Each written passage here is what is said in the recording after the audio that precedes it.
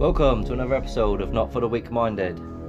Now, a lot of you think that this may be just an art expression at the gala dinner this year. However, if you have been paying attention to various things like certain movies and certain music artists, this symbol has been in plain sight for quite a while.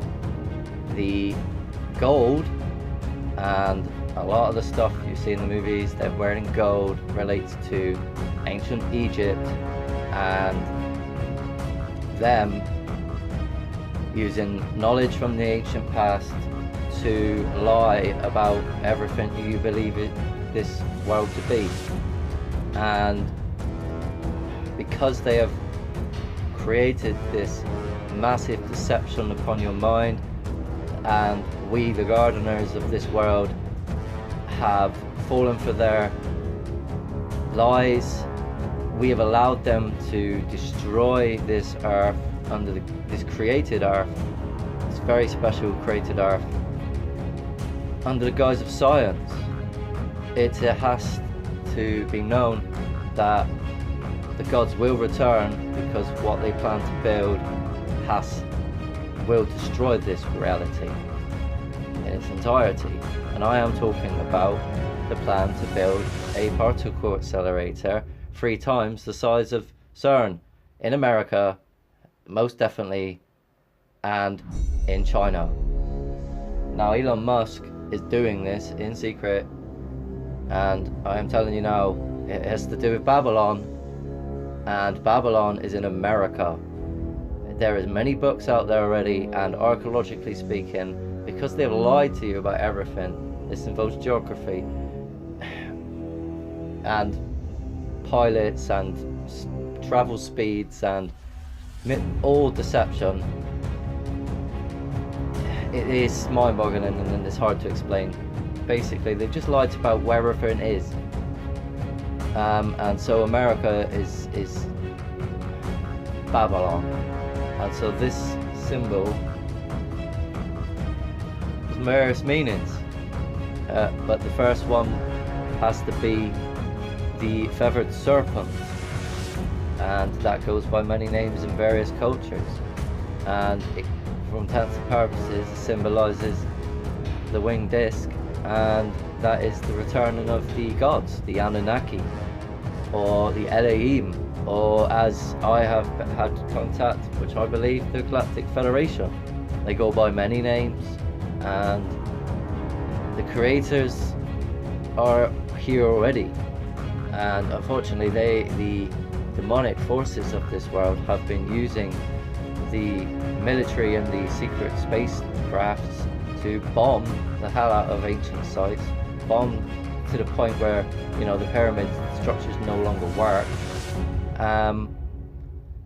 decreasing the frequency, you know, devices powers across the planet, and allowing them to actually exist in the first place.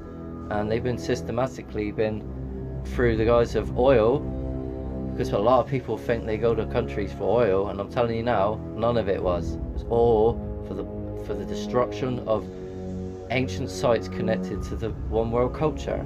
All of it. Oil, yes, it is another topic entirely, and because they've lied to you about the whole geological processes, and that the animals in the landscape are actually very large, you know, elephants and other animals that exist today, but on a smaller scale, you know, turned to stone, petrification, and again that proves they've lied about everything.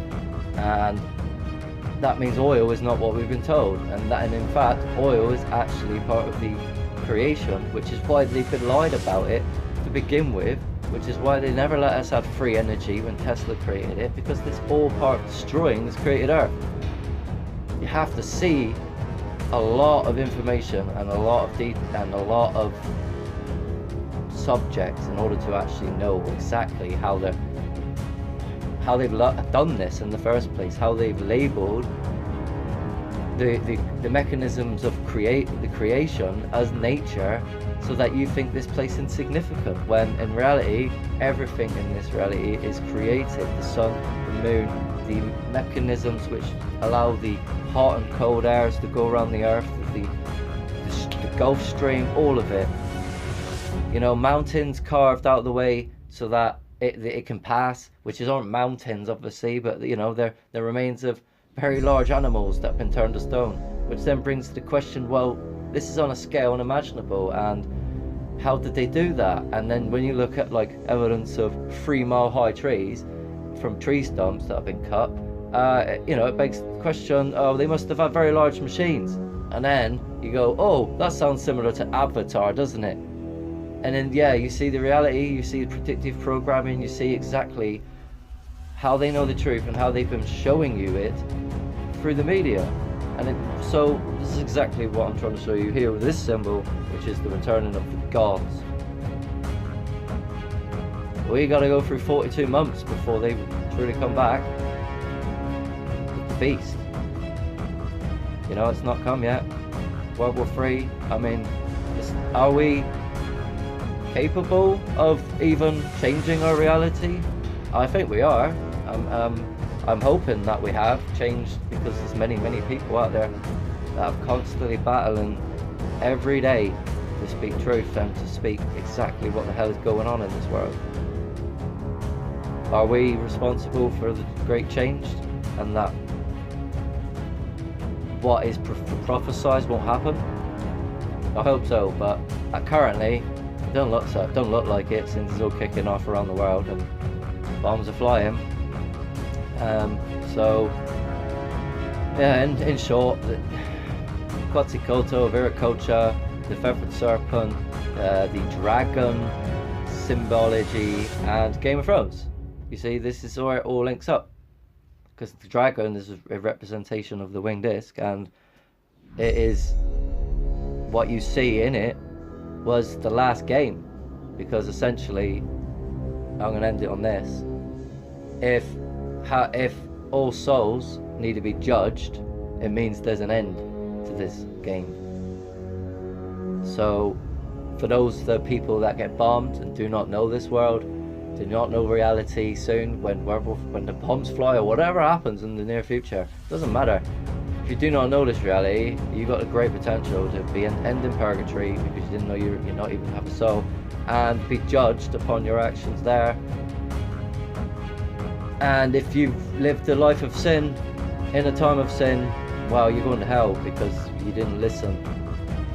You're immoral, your heart is cold, and that's exactly why. Because you wasn't compassionate, you didn't care about society, you didn't care about civilization, you didn't see the signs and symbols around you, you're more interested in the mundane. So thank you very much for watching, as I have much more to say. Join me next time. Please subscribe.